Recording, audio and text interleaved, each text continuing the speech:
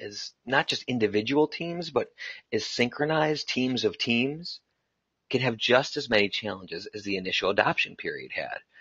But for this particular client, the risks were higher than ever before.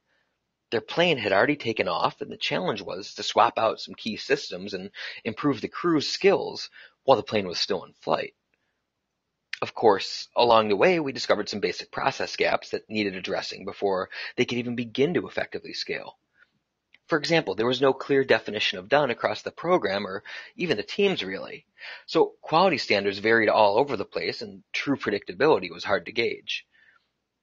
It was critical to fix these and a few others before beginning to scale.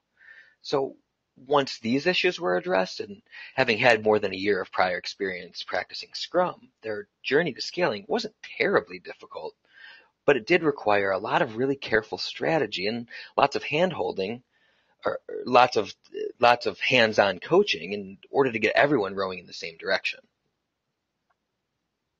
Sometimes when an organization's transition is overly focused on delivery and execution teams and doesn't pay enough attention to the environment and the organization that surrounds those teams, they begin to hit the ceiling for productivity and continuous improvement starts to slow down and becomes less and less impactful.